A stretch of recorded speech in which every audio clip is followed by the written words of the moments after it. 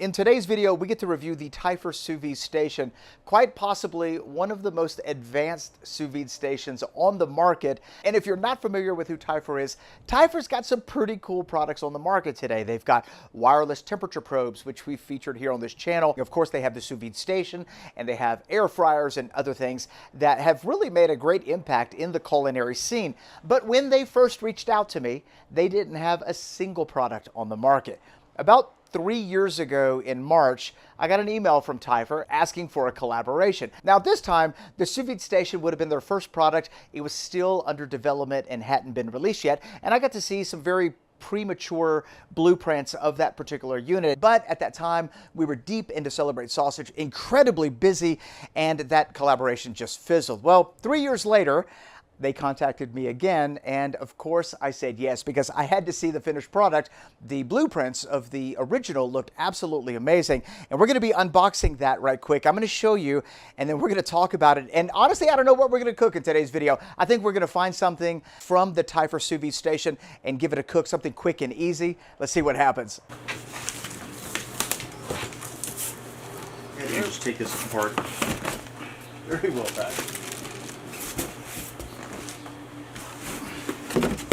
This first box looks like it's going to be our vacuum seal bags that are reusable. You've got 2 sizes and you get 20 of each. So a lot of reusable bags. And the Sous Vide Station is actually considered an all-in-one unit, meaning you don't need anything else outside of this unit to start cooking sous vide. This is what the bags look like and the 2 different sizes.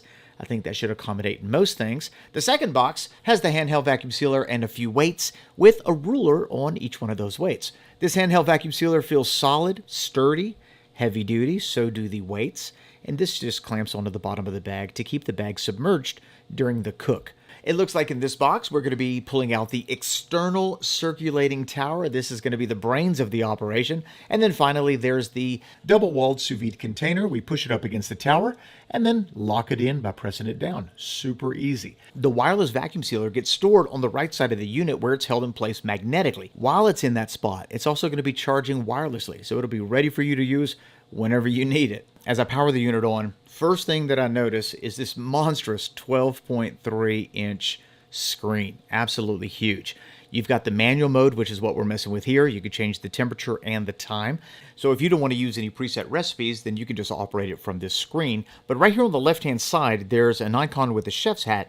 And if you press it, it does open up a page that gives you a considerable amount of preset recipes. So just looking at it right here, we have several different categories: new recipes, chef's favorites. Let's click on the new recipes option. And here we have lots of different choices, desserts, different proteins.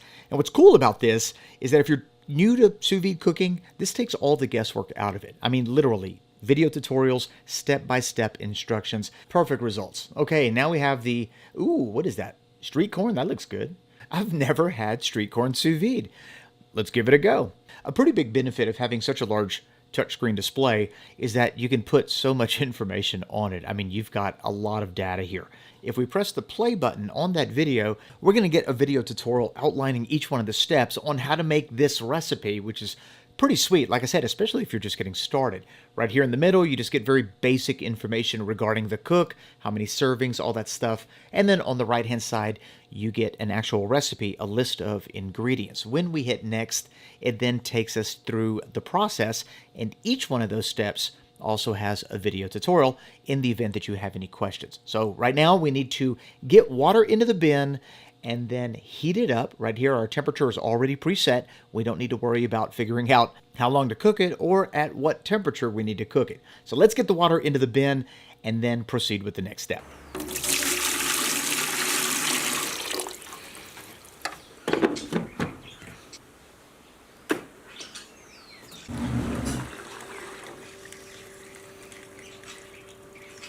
The water is now circulating and the process of heating it up has begun. Let me just remove this lid right quick. And unlike your classic immersion circulators where you stick it into the water and it heats the water up, this actually pulls the water into that tower. So it pulls the water in, the tower heats it up, and then it pushes it back out. And what I've noticed is that it actually heats the water up a lot faster and more evenly. Another thing that I noticed is how quiet it is. I mean, it is just barely humming kind of like a computer fan. Some of the other circulators that we use tend to be a little on the noisy side, not this one. So if noise is an issue, you will certainly not have to worry about it with this unit. All right, while that's doing its thing, let's go ahead and get our street corn ready. The 4 ingredients that it called for is salt, sugar, a little milk, and some butter. And then, of course, we have our corn. Now, getting sweet corn where I live is a little on the complicated side, so I ended up having to use frozen corn on the cob. Not my first choice, but it'll work for this recipe. Heck, if you want to get sweet corn kernels in a can, you could use that as well. Just drain the corn kernels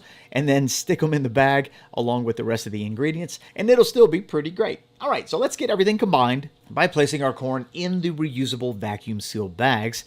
And I'm going to put... let's see here, how many can we get in there? I'm going to put 2 in there.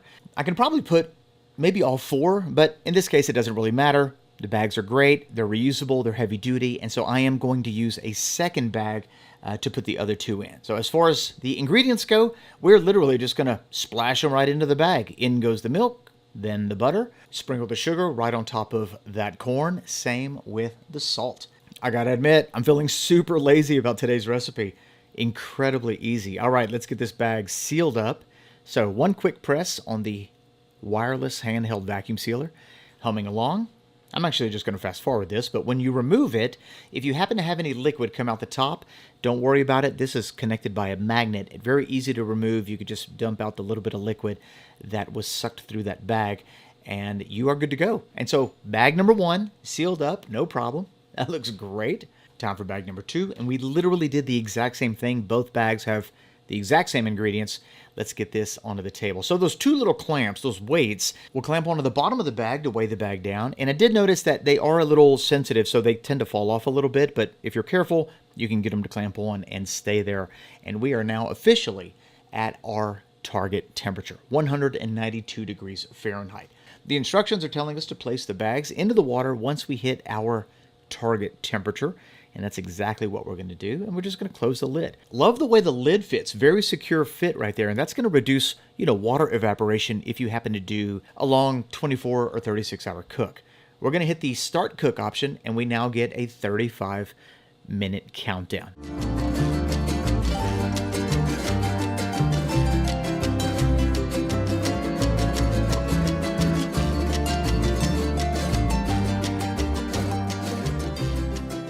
When I pull up the app, it lets me know everything that's going on in my cook, the time remaining. I can change the temperature if I want mid-cook, or change the time also mid-cook. The app also offers the same functions as the tower, so you can access a ton of cool recipes. If you want to make homemade corned beef, let's just click that. You have a tutorial video on how to make corned beef, as well as the full list of ingredients, and then detailed video instructions outlining the process. Let's say I'm not getting home until 7 o'clock tonight, but I want to have food ready for me by the time I get home. And currently let's say it's noon, all right, which it happens to be noon. So what I'm going to do is I'm going to set the target temp of whatever I want to cook. So let's say I want to cook a steak, and I want to cook it at 130 degrees Fahrenheit. We're going to hit set. I want to cook that steak for 2 hours. All right, so we're going to hit 2 hours right there, and now we're good. If I hit start, it's going to start right now. But I don't want it to start right now. I want to schedule it so that it's finished by the time I get home. So we hit schedule, and it just simply says, when do you want it to finish? Well, I'm going to put 7 p.m. And what it's telling me is that based off of when I want it to be finished and what time it is now, I need to add 11 pounds of ice. And that 11 pounds of ice is going to lower the temperature of everything inside of that double-walled insulated bin and keep our food in the safe zone until it's ready to start cooking. In a later video, I'll show you that specific feature in action so that you can see how it actually works, but it is incredibly cool. Our street corn is just about finished. We're going to get a message letting us know the cook is complete, and then as we hit next, it just lets us know, take it out of the water, and then here's some suggestions on how to finish the preparation of our Mexican street corn. No problem there. As we open up the lid, everything looks exactly the way that it should, and I'm loving those spacers. If you've ever cooked sous vide and you had multiple bags inside your water basin, it becomes problematic when those bags touch. So nice little attention to detail. When it comes to turning this sweet corn into street corn, it's all about personal preference. Add or take away any of the following ingredients that I'm about to show you. Starting with the butter. Now we've already added butter, but I like these to be extra buttery, so I'm going to take that stick of butter and just rub it all over that corn. Next up is the mayo. I like a generous serving of mayo, so we're going to pile it on, and then we're going to add our chili powder. I'm using a chili powder blend from PS Seasonings called Elote Loco.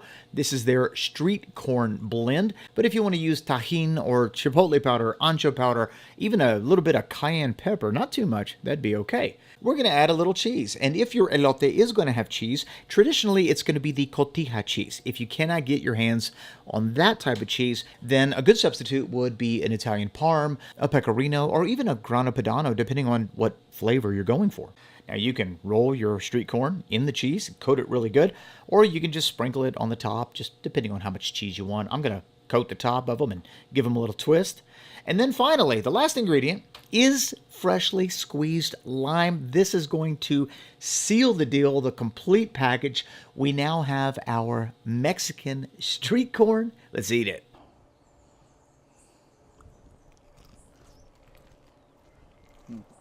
I'll tell you what, I've had Mexican street corn, boiled, steamed, barbecued, grilled, baked. Never had it sous vide though, and I gotta admit, that's pretty good. A little more lime juice right there on top. Very buttery, beautiful sweet flavor. Wow, that's bringing me back. I'll tell you what it reminds me of. When I was a kid, I used to spend a lot of time in Monterrey, Mexico at my grandparents' house. They had a little place right there in downtown Monterrey. And a few blocks up the street from where they lived, there was an old historic Catholic church. In front of that Catholic church, there was a street vendor that sold street corn. Folks would buy the street corn before going into church, and the folks during church would be just jamming on that street corn while the priest was doing his thing, and I always thought that was pretty crazy. What a wild memory. He never put cheese on it though, not once. He would put chili and butter and lime and definitely mayo, sometimes a chili sauce, but never one time did I ever have it with cheese. Matter of fact, the first time I ever had it with cheese was at a fiesta in Houston, Texas, right outside the Fiesta store, and I kind of liked it. That's what I'm talking about. That's delicious. Although, I do wish I had better quality sweet corn available where we live. If you can get fresh, fresh is better. I had to get frozen, and as you saw in this video, in a pinch, it works. It's absolutely delicious. Cooking it sous vide, which was a first for me, was pretty good. Seasoning it in the bag allowed those seasonings to penetrate the corn, giving it a slightly more well-seasoned, enhanced flavor. But today's video is not about our Mexican street corn. It's about the Taifer Sous Vide Station. So let's wrap this video up with a few thoughts. For starters, I found that the Taifer Sous Vide Station was incredibly easy to put together, super easy to use, and the controls were very intuitive. The machine does exactly what it's supposed to do. It's very accurate and it's built super well. So overall, it was a very positive experience. And I gotta admit, there's a lot to like about this particular unit. I think when you take a self-contained unit like this, basically an all-in-one construction, and you couple that with a virtual masterclass in cooking, so video tutorial and written instructions on every recipe they have, it makes this a pretty enticing unit. So what does it cost? Well, I made a few notes because the price does change from time to time. The retail cost is $1,199, but on the Taifer website, they'll often run a sale depending on the time of year, and I believe right now they're offering $400 off of the Sous Vide Station, which brings the price down to $799. I don't know how long that's going to go on for, but that's what it was as of this morning. Taifer has also offered an additional 15% off of their already reduced price for those of you watching this video, and I'll put that discount code in the description box below, along with a link to their website in the event that you want more information. I did wish, and as of right now, this isn't an option, but I do wish that maybe in the future, they might come out with larger bin sizes. Currently, you have a bin that can accommodate 12 quarts of water, which honestly is probably perfect for like 99.9% of all people that use the Taifer Sous Vide Station. But let's say you wanted to do several pork shoulders at one time. you wouldn't be able to do it in this bin. You would need something a little bit longer. Or let's say you wanted to do a Packer brisket whole without having to cut it up. You might need a bin that had a capacity of 24 quarts or even 36 quarts. It would be neat to have those options, although that's just more of a personal suggestion based off of how, we cook. But honestly, that doesn't take away from the station, the quality, the accuracy, and then the precision of sous vide cooking. So there you go. That's if I had one little wish list about the station, that would be it. Have different sizes of bins. Otherwise, it's a great unit, and I do encourage you to check it out if you're in the market for an immersion circulating system, if you want to get into cooking sous vide. Thanks a lot for watching, folks. If you have any questions, you know where they go. Give this video a thumbs up if you enjoyed it, and as always, we'll see you in the next one. Bye-bye.